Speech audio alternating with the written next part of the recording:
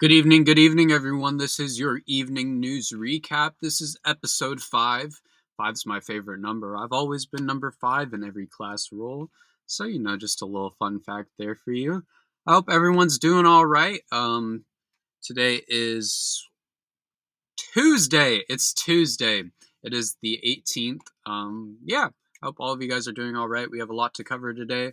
We got news from the Trump administration, we've got news from Europe, and we've got other news as always. So, drop a subscription on any platform you're on, or drop a follow on any platform you're on, whatever the thingy is on the platform. And with that being said, let's get started. Today, for the Trump administration section, we have a few topics to cover. Today, Trump called for the impeachment of a federal judge. Today, a federal judge overturned a majority of USAID closures. Segregation is no longer banned in federal contracts. So let's get started with the Trump segment.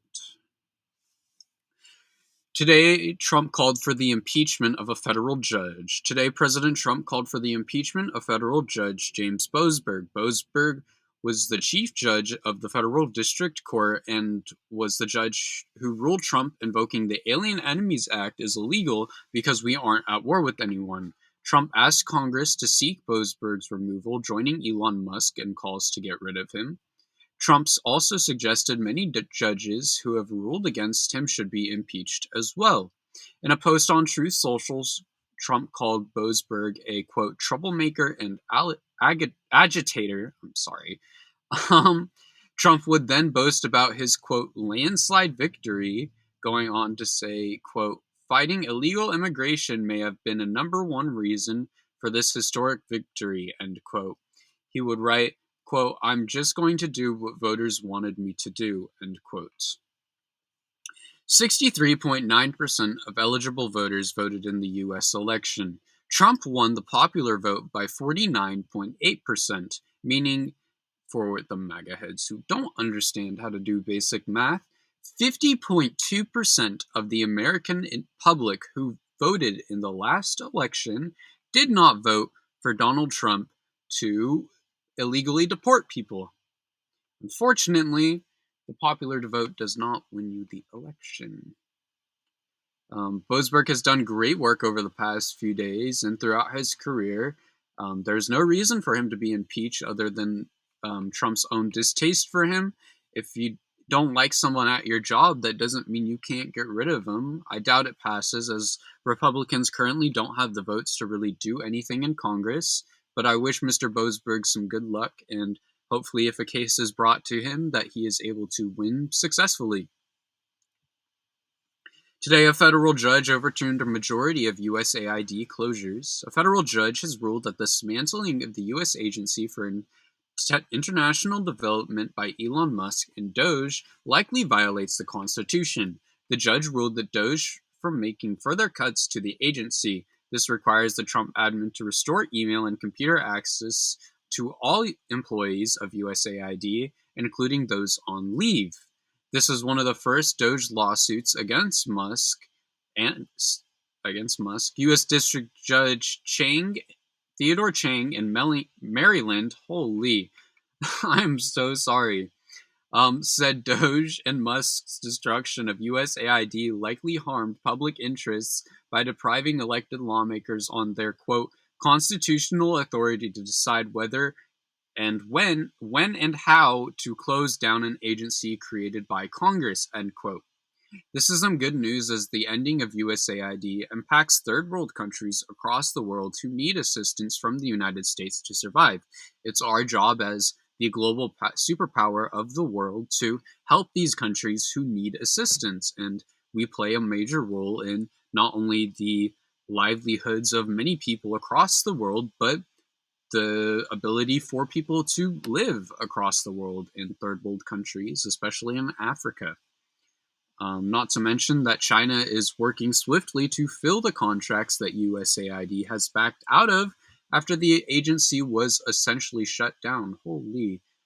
Well, I didn't plan on this, but we have some breaking news as Trump has blocked blocks transgender people from the military service.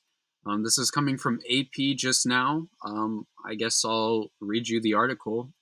It just came on my phone while I was recording this. A federal judge has blocked Trump's enforcement of an executive order banning transgender people from military service on Tuesday, the latest string of illegal setbacks for his sweeping agenda. U.S. District Judge Anna Brays in a Washington, D.C. ruled that Trump's order to exclude transgender troops from military service likely violates their constitutional rights. She was the second judge of the day to rule against the administration. Both rulings came within hours of an extraordinary conflict, as Mr. Trump has called for the impeachment. A third judge temporarily blocked deportation of the third judge who blocked deportation flights, not fights. Sorry. The White House has not immediately yet seeked a comment. Army Reserve Second Lieutenant Nicholas Talbot, one of 14 active duty service members named as a plaintiff in the lawsuit, said he was holding his breath and he wanted to find out if he would be separated from the military next week.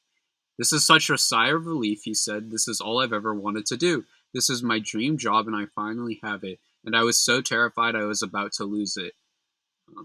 The judge issued a preliminary injunction requesting the attorneys for 6 transgender people who are actively serving in the military and 2 others seeking to join the military. Okay. I'm not going to read the full article because I don't have time to do all that and summarize it for you, but this is some good news. I'm glad that trans people are able to serve in the military. I strongly believe that if you as an individual want to serve in the military and serve to fight and protect this country, that you should be able to, no matter who you are. And anyone who's against that, I will fight you tooth and nail to that argument. Because trans people are people and trans rights are human rights. And I will stand on that claim till the day I die, because there's nothing wrong with trans people, and there never will be. Okay, moving on to back everything I had prepared. Sorry for the interruption, but segregation is no longer banned in federal contracts. The federal government is no longer explicitly prohibiting contractors from having segregated restaurants, waiting rooms, and drinking fountains. Last month, a public memo issued by General Services Administration. The memo explained that it was making changes prompted by President Trump's executive order on DEI. The memo also addressed gender identity. While there is still a state and federal laws outlawing segregation and discrimination that companies need to comply with, legal experts say this change to contracts across the government will be significant. The clause is the Federal Acquisition Regulation, known as FAR, the document used by the agency to write contracts to anyone providing goods or services to the federal government. Clause 52.222-21 of the FAR is titled Prohibition and Segregated Facilities, and it reads, the contractor agrees that it does not and will not maintain or provide any segregated facilities at any establishments, and that it does not and will not permit any employees to perform under their services at any location under control where segregated facilities are maintained. It defines segregated facilities as work areas, restaurants, drinking fountains, transportation, housing, and many other locations with government connections. This order also prevents segregation based on race, color, religion, sex, sexual orientation, gender identity, or national origin. Several agencies, including the Department of Defense, the Department of Commerce, the Department of Homeland Security, have notified staff that oversee contracts to make any changes. This will only apply to businesses with the federal contracts. This is crazy. There have been many hard things to report on that the Trump administration has done so far, but this is by far the hardest one I've had to report on. It walks back years of fighting for the civil rights movement. It walks back years of progress to eliminate racism and homophobia and many other issues today. 3 months ago, this idea would have all just been considered a bad dream, but now we're living it. Now is an important time to take a reflection on everything that has happened through the past few months and to work hard with each other to save history that we are able to save, because it's likely that a lot of things are going to change and a lot of information is going to be removed that we're able to access. That being said, we're going to be moving on to the European segment. We have one topic to cover today. Merz, the new Chancellor of Germany, is advocating for a European defense community. I'd like to thank my good friend Roger Rem for bringing me this article. In Bundestag, the parliamentary group leaders of the SDP and the CDU/CSU, Lars Klingbeil and Friedrich Merz, have sought approval for the multi-billion euro financial package planned by their parties. This package also provides the largely exempting spending on defense, civil defense, and intelligence services, as well as support for Ukraine from the debate break. CDU leader Merz said that the additional money of the Budweiser could be nothing less than a first major step in European defense community. Such debt as investigated in the federal financial package can only be justified under special circumstances and specific conditions. Merz emphasized that Russian war on aggression against Ukraine is one such circumstance. He said, "Our decision today will not only determine our own defense capability in the coming years, but perhaps even the coming decades." He said it regarded the relaxation to the debt brake to allow higher defense spending.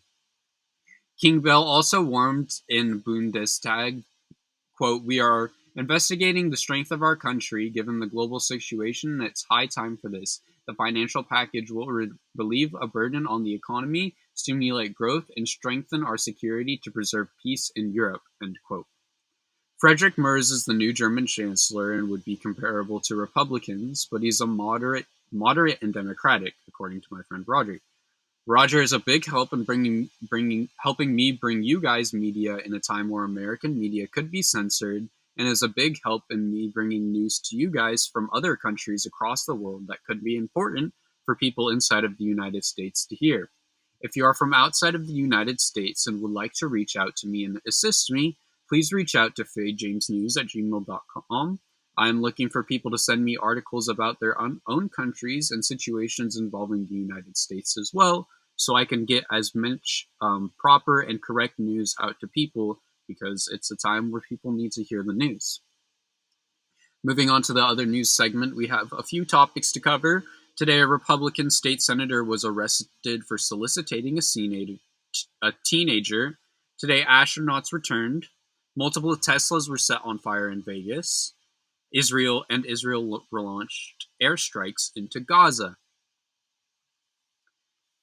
Republican Minnesota state senator was arrested for soliciting a teenager. Police in Minnesota said they have arrested Republican state senator for allegedly trying to solicit sex with a minor. According to Bloomberg, police detectives communicated with 40-year-old Justin Ecorn, who is believed to be talking to a 16-year-old girl. Ecorn was one of the authors of a bill by Minnesota state Republicans to define, quote, Trump derangement syndrome, end quote, as a mental illness.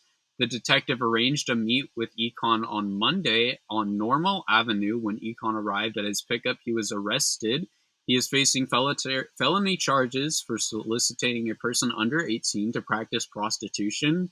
Minnesota state Republicans said in a statement, "We are shocked by these reports, and this alleged conduct demands an immediate resignation. Justin has a difficult road ahead, and he needs to focus on his family," end quote. This is absolutely disgusting, and the fact that he has been involved in our government is sick. He should resign immediately. For those interested in Trump derangement system, or TDS as they like to say, Wikipedia defines it as a pejorative term used to describe criticism of negative reactions to President Trump that are perceived as irrational or have little regard to Trump's actual policy positions. I've never heard of this before, and I laughed when reading it. But back to the senator, it is disgusting, and I'm glad he was caught for his actions, and I hope he is persecuted to the law by full extent. Today, astronauts returned from space. 2 American astronauts who were stuck in space for 9 months have finally returned to Earth. The capsule carrying Sonny Williams and Butch Wilmore dropped on the golf course of Florida shortly after 6 p.m. EDT Tuesday. The pair returned home alongside fellow NASA astronaut Nick Hagi and Russian cosmonaut Alexander Gorbanov. They have returned home after what was anticipated to be an 8-day mission that turned into 9 months, and it was deemed that the rocket wasn't safe to return to orbit. I'm glad to hear these astronauts have made it back, and it's some great news. I've always thought it would be cool to be what they do, but I'm sure it was very scary to be stuck up there for 9 months, even if they had the supplies they needed. Thank you to these heroes, and I hope they enjoy their time with their family and loved ones. Today, multiple Teslas were set on fire in Vegas. Multiple cars were set on fire at a Tesla service center in Las Vegas Tuesday morning.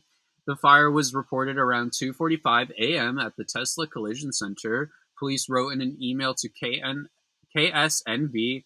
The Las Vegas Police Department Communications received information that an individual had set several vehicles on fire in the parking lot, causing damage to the property.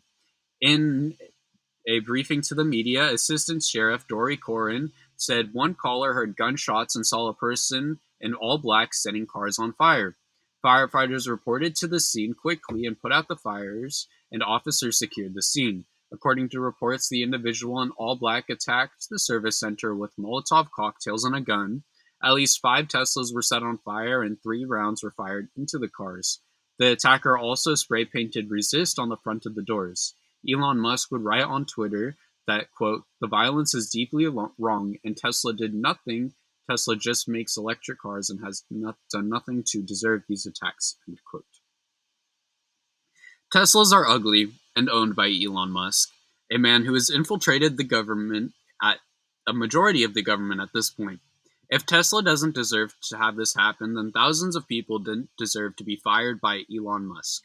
If Tesla doesn't deserve this, then why do millions of Americans deserve to lose their Social Security benefits? If Tesla doesn't deserve this, then why is an unelected official who is also an illegal immigrant destroying the government from the inside? This isn't based on Tesla. I'm sure if Elon Musk wasn't involved in Tesla, it would be still be doing fine as a company. This is based on the fact that Elon Musk is coming after Americans' rights. For the final segment today, Elon Musk launches airstrikes into Gaza. Today, Elon Musk, I am losing it. Israel launched airstrikes into Gaza. I am sorry, guys. Today, Israel launched airstrikes into Gaza Strip early on Tuesday that killed more than 400 Palestinians. This shattered the ceasefire in place since January.